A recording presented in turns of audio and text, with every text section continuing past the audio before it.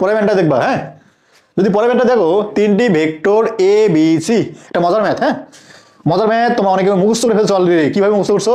যদি এরকম থাকে, এ বি সির মান দেওয়া থাকে, আর যদি বলে যে এই জিনিসটা বের করতে বলে, তাহলে তুমি কি করতা? ডিরেক্ট ম্যাথ করে দিতা। কিভাবে ম্যাথ করতা? 4 × 3 × 5, 3 4 12, 5 12 60। হ্যাঁ, অনেকে সূত্র করে ফেলছো 60। কথা বলে কিভাবে হচ্ছে 60? এটা কোন কন্ডিশনের উপর? কন্ডিশন বুঝবা। রিটেনে যদি একটু চেঞ্জ করে দেয় বা এমসিকে যদি একটু চেঞ্জ করে দেয়, তাহলে তোমরা কিন্তু পাবা না আর।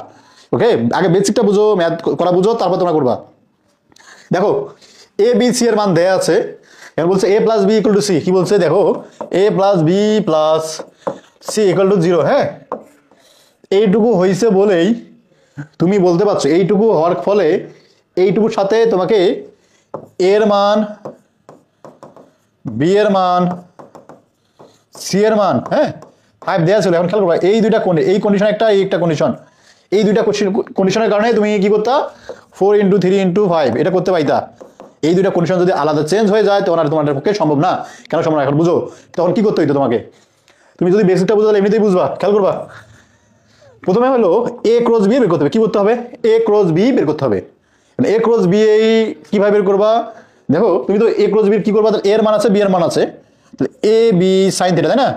A B sin θ। দেখো তো, তুমি কি থিটার মান জানো? এই থিটার কোনটা? এ বি এর মধ্যবর্তী কোণ। এই থিটা কোনটা? থিটা হচ্ছে ভাইয়া এ বি এর মধ্যবর্তী কোণ। থিটা কোনটা? থিটা হচ্ছে মধ্যবর্তী কোণ। যদি মধ্যবর্তী কোণ হয়, তাহলে তুমি কি বের করবা?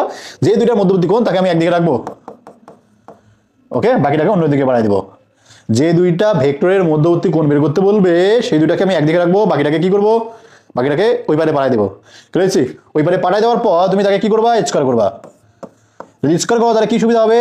দেখো, a² + b² + 2a.b = c ভেক্টরের স্কয়ার। এখন খেয়াল করো, স্কয়ার করলে তুমি এমনিতে মানটা পাচ্ছ। তুমি দেখে খেয়াল করবা কি হচ্ছে?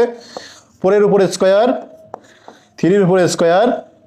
দেখো, এটা কিন্তু তোমার মধ্যবর্তী ইয়া না, কি যেন বলা হয়, এটা কিন্তু তোমার যে a.b, তুমি ডিরেক্ট মান বসাইতে পারবে না। এখানে কি করতে হবে? 2ab cos θ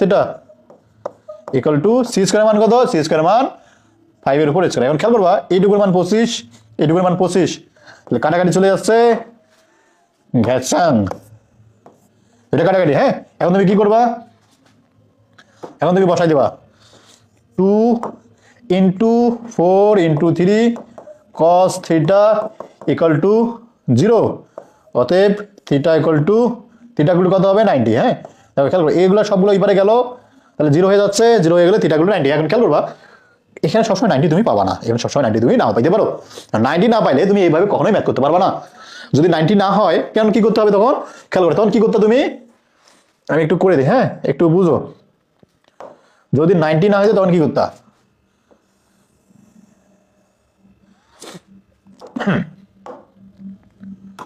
যদি 90 না হইতো, দেখো খেয়াল করবা, 90 না হলে এ বি sin θ না, এই যে a × b, এটা পাইতা এ বি sin θ, তার সাথে এইটাটা কোন দিকে ভাইয়া?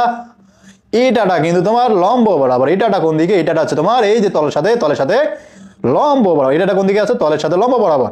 তাহলে সি এর সাথে এইটুকুর মধ্যবর্তী কোণ কত? 90। খেয়াল করবা, সি এর সাথে এটার মধ্যবর্তী কোণ 90, সি এর সাথে এটার মধ্যবর্তী কোণ কত? 90 ডিগ্রি। তখন তোমার অ্যান্সার হইতে তোমার এরকম, সি এ বি sin θ, যদি মান বের করতে বলছে, আমি আর এটা দিলাম না, sin θ যখন থাকতেছে, আর মধ্যবর্তী কোণ sin 90, sin 90 মান 1, তখন কিন্তু তোমার এটা হয়েছে এই ভাই এ বি সি sin θ।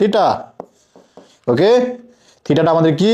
থিটাটা হচ্ছে এ এবং বি এর মধ্যবর্তী কোণ। ভাইয়া কি এটা? এ এবং বি এর মধ্যবর্তী কোণ। এটা কি আমাদের? এ এবং বি এর মধ্যবর্তী কোণ। এটা কি? এটা হচ্ছে আমাদের এ এবং বি এর মধ্যবর্তী কোণ। ক্লিয়ার হয়েছে? এ এবং বি এর মধ্যবর্তী কোণ থিটা। ক্লিয়ার হয়েছে? বুঝতে পারছো? এখন খেয়াল করবো, যেহেতু 90 ডিগ্রি হয়ে গেছে, 90 ডিগ্রি হলে sin 90 মান 0। এখন তুমি চাইলে এখন গুণ করে দিতে পারো। খেয়াল করবে, দেখো sin 90 মান কত? এইটুকুর মান বলে দিয়েছে তোমাকে 0। এটুকুর মান কত বলছে তোমাকে? এইটুকুর মান দেখো 90, এটুকু 90, থিটার মান 90, তাহলে এটার মান 1, তাহলে এ বি সি। তার মানে এ বি সি এর মান কত? এ বি সি এর মান 60। এ বি সি এর মান কত? 6, সরি, ও হ্যাঁ, 3 × 4 × 5, তার মানে 60। ওকে, বুঝতে পারছো? অ্যান্সার বলে দিলাম, কিন্তু তারপরেও এত কাহিনী বললাম তোমাদের। কাহিনী বলার একটাই উদ্দেশ্য, যেন একটু ভালো করো।